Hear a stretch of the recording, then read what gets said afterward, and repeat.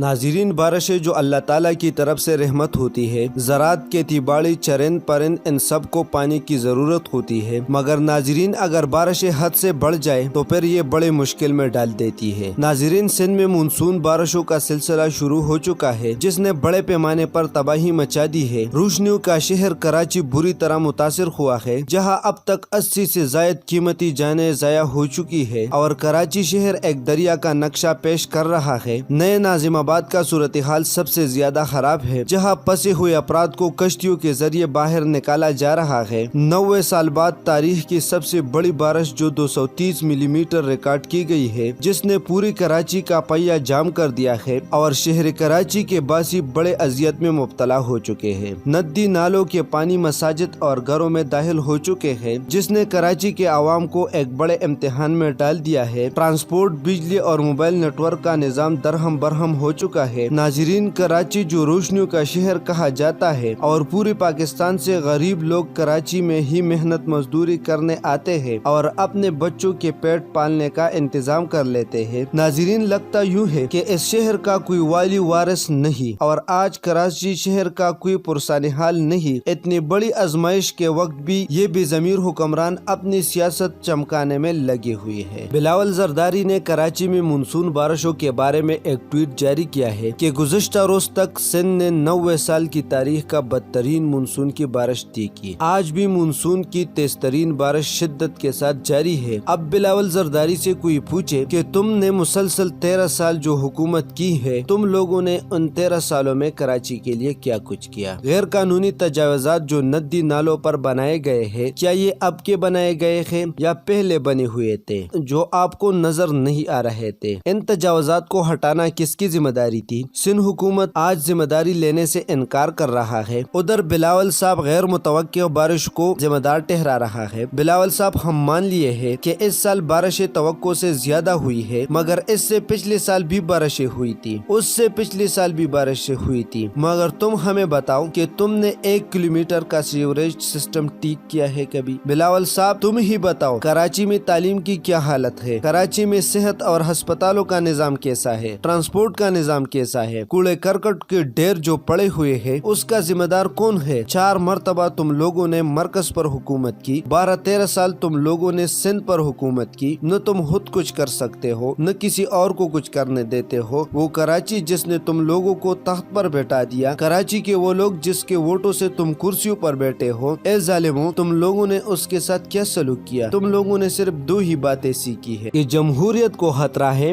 18ویں ترمیم کو خطرہ ہے، جسے سن کر ہمارے کان پک گئی ہے۔ جب آٹے کا بحران آیا، بلاول صاحب نے کہا عمران خان ذمہ دار ہے۔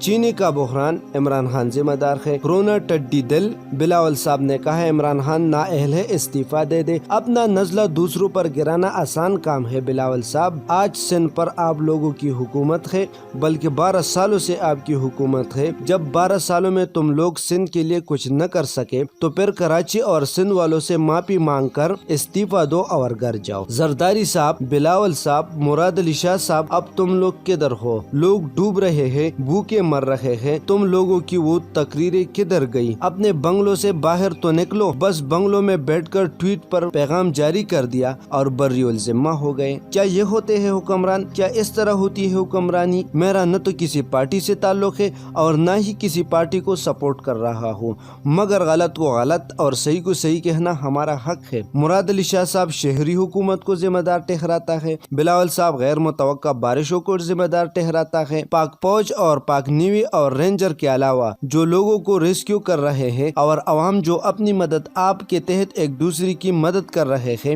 سندھ حکومت کی طرف سے کوئی سرگرمی نظر نہیں آ رہی ہے۔ دیر تو بہت ہو چکی ہے، مگر خدا کا خوف کرو اور لوگوں کو تڑپ تڑپ کر نہ مارو۔ اب نکلو اپنے بنگلوں سے۔ یہ وقت سیاست کرنے کا نہیں ہے، بلکہ یہ وقت ہے یکجہتی کی، یہ وقت ہے بے یار و مددگار لوگوں کی مدد کرنے کا۔ سندھ اور کراچی والوں کی نظریں اب بھی سندھ حکومت پر لگی ہوئی ہے۔ دعا تو آپ کی نصیب میں ہے ہی نہیں، مگر بد دعا سے تو اپنے آپ کو بچا لو۔